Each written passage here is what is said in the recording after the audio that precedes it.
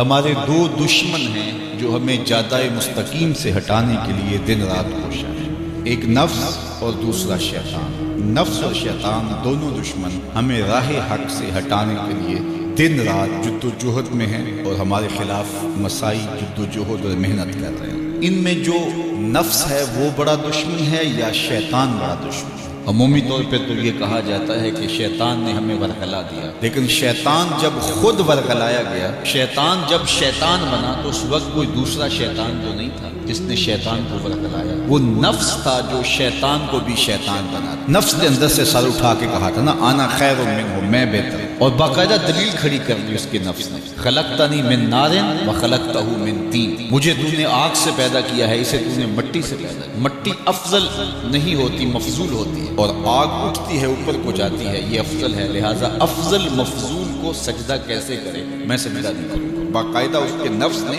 ایک دلیل تلاش، اللہ اگر چاہتا اس کی دلیل کے بخی اور جھیڑ کے رکھ دیتا، لیکن اللہ تعالیٰ نے اس کی دلیل کا جواب دینے کی بجائے کہا جا میرے دربار سے نکل گیا۔ اس نے کہا مالک مجھے مہلت دے دے، کہا جا قیامت تک تجھے مہلت۔ اللہ اکبر۔ تو اب شیطان کو شیطان بنانے والا نفس ہے جس نے اندر سے کھڑے ہو کے کہا انا خیر منہ، میں بہتر ہوں۔ اس میں نے شیطان کا بیڑا غرق کر، انانیت کسے کہتے ہیں؟ انا خیر منہ، اس سے انانیت ہے، میں بہتر ہوں۔ ایک بزرگ تھے، انہوں نے ساری زندگی اپنی زبان پہ لفظ میں نہیں آنے دیا، وہ فرماتے تھے یہ وہ لفظ ہے جس نے شیطان کا بیڑا غرق۔ تو وہ اس مفہوم کو ادا بھی کرنا چاہتے تو بالفاظ دیگر کر۔ کسی نے سنا کہ فلاں شخص ہے، اس کی زبان پہ کبھی میں کا لفظ نہیں آیا، تو اس نے کہا لو اس کی زبان پہ یہ لفظ کیوں نہیں آیا، میں جاتا ہوں اور ان کی زبان پہ یہ لفظ آئے ہی آئے۔ ہر شخص کی اپنی ترجیحات ہوتی ہے، ایک مہم پہ نکلا کہ ان کی زبان پہ لفظ میں لے کر آیا، گیا، حضرت بیٹھے تھے، حضرت ایک مسئلہ پوچھنے آیا، بیٹا پوچھئے، ہاں شیطان کو کس چیز نے برباد کیا تھا؟ حضرت اب تو بولیں گے نا کہ میں نے اس کا بیڑا غرق کیا تھا، کہوں گا جیسے بھی زبان پہ لفظ تو آئی گیا، اور شیخ بھی بڑے سمجھدار تھے، سمجھ گئے اس کی نیت کے کھوٹ کو کہ یہ کیوں آیا ہے اور یہ مسئلہ کیوں پوچھ رہا۔ ہر مسئلہ تفہیم کے لیے نہیں پوچھا جاتا، اس کے مقاصد اور بھی ہوتے ہیں، اور اہل اللہ کو اللہ نے وہ بصیرت دی ہوتی ہے جو سائل کے انداز سے سمجھتے ہیں کہ اس کے مقاصد۔ تو کہا حضرت پوچھنے آیا ہوں کہ شیطان کو کس چیز نے برباد کیا؟ حضرت فرمانے لگے نماز کا ٹائم ہو گیا، ابھی جماعت کھڑی ہونے والی ہے، نماز کے بعد اس پہ بات کرو۔ خیر نماز ہوئی، سلام پھرا تو حضرت خود فرمانے لگے کسی نے پوچھا تھا کہ شیطان کو کس چیز نے برباد کیا، جواب دینا چاہ رہا ہوں، کس نے پوچھا تھا؟ جھٹ کھڑا ہو گیا میں نے، کہا بس اسی نے اس کا بیڑا غرق کر دیا۔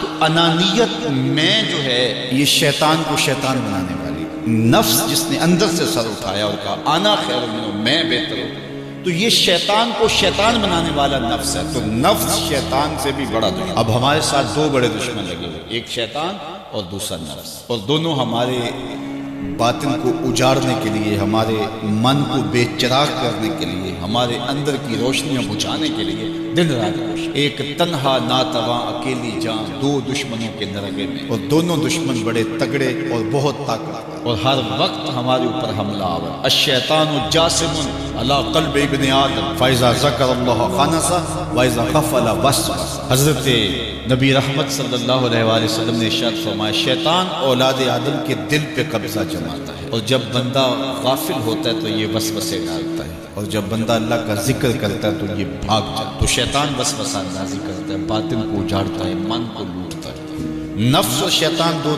بڑے دشمن تھے جو ہمیں جادۂ مستقیم سے بہکانے کے لیے دن رات کوشاں۔ اب اللہ کا کرم دیکھیے، اذا دخل رمضان سلسلۃ الشیاطین، جب ماہ سیام جلوہ فراز ہوتا ہے تو شیاطین جکڑ دیے جاتے ہیں۔ جو ہی ماہ سیام شروع ہوتا ہے، چاند طلوع ہوتا ہے تو شیاطین جکڑ دیے جاتے ہیں، پورا مہینہ وہ آزاد نہیں رہتے، جکڑ دیے۔ سلسلۃ الشیاطین، یہ جو مسجدوں کے دروازے کھل گئے، جہاں 1.5 صف ہوتی تھی وہاں 5 صف تراویحوں میں ہیں، تو یہ شیطان کے بد جانے کی وجہ سے۔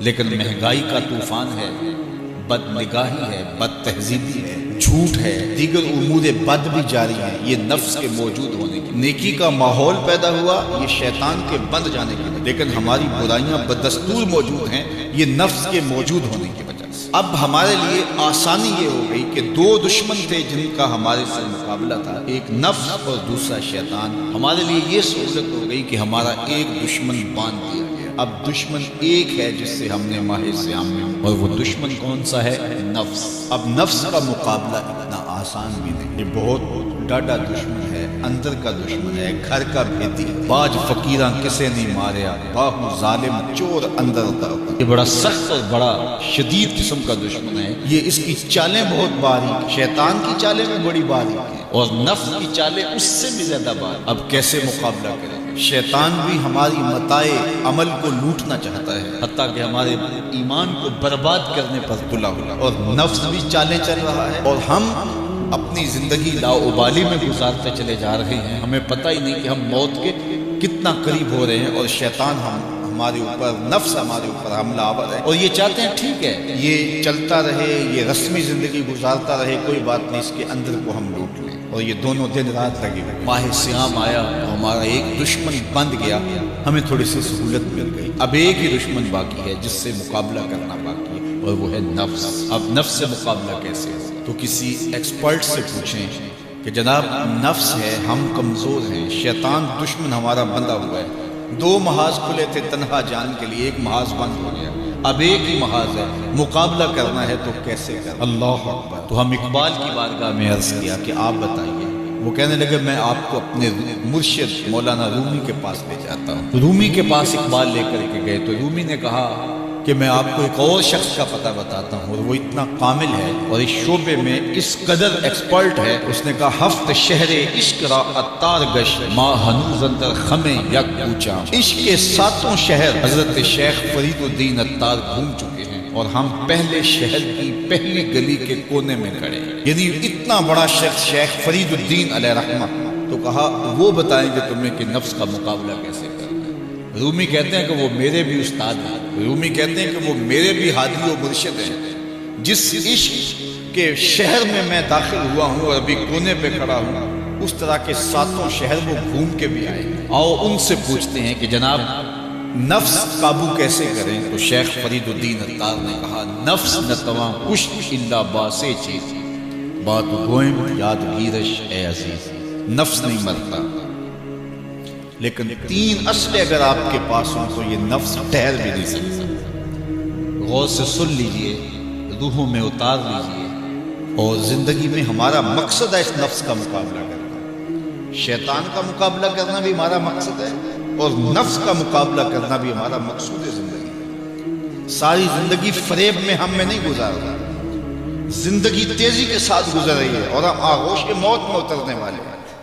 تو یہ ڈاڈے دشمن ہماری متاع عمل لوٹ رہے ہیں، ہمارے کیے ہوئے عمل کو عجب سے، تکبر سے، ریاکاری سے برباد کر دیتے ہیں، ہمیں پہلے عمل کی طرف جانے نہیں دیتے، پھر عمل کے اندر وسوسے ڈالتے ہیں، پھر عمل ہو جائے تو اس کو پھر برباد کرنے کی کوشش کرتے ہیں۔ کتنے ڈاڈے دشمن ہیں جن کے درگے میں ہم پھنسے ہوئے۔ تو پھر ہمیں کوئی بندہ مل گیا ہے جو بتا رہا ہے کہ جناب اس کا مقابلہ ایسے کریں گے، تو پھر آج کی سن لیں ہم اور غور کر لیں اور اپنے اندر اتریں۔ تو شیخ فرید الدین اتار ہمیں بتا رہے ہیں، تو سنیے وہ کیا کہہ رہے ہیں۔ نفس نتواں کشت الا باسے چیز، نفس نہیں مرتا، یہ بڑا ڈاڈا ہے، لیکن 3 اسلحے اگر آپ کے پاس ہوں تو یہ ٹھہر بھی نہیں سکتا۔ وہ 3 اسلحے کون سے؟ خنجر خاموشی و شمشیر جو، نیزائے تنہائی و ترک رجوع۔ ایک خاموشی کا خنجر، دوسرا بھوک کی تلوار، اور تیسرا تنہائی کا نیزہ۔ یہ 3 اسلحے تمہارے پاس ہوں تو پھر نفس ٹھہر بھی نہیں سکتا۔ خاموشی کے خنجر سے نفس پہ وار کیا جا سکتا ہے۔ میرے اور آپ کے آقا مولا نے فرمایا من صامت نجا، جس نے خاموشی اختیار کی وہ نجات پا گیا۔ ہماری زندگی کے جتنے بھی برے اعمال ہیں ان میں سے سب سے زیادہ برے اعمال ہماری زبان میں۔ ہمارے ہاتھ بھی گناہ کرتے ہیں، کسی پہ ظلم کریں تو گناہ کرتے ہیں، ہمارے پاؤں بھی گناہ کرتے ہیں، برائی کے اڈے پہ چل کے جاتے ہیں، ہماری آنکھیں بھی گناہ کرتی ہیں، ہماری سوچیں بھی گناہ کرتی ہیں، ہم حرام کمائیں کھائیں تو پیٹ بھی ہمارا گناہ کرتا ہے، لیکن سب سے زیادہ گناہ ہماری زبان کرتی ہے۔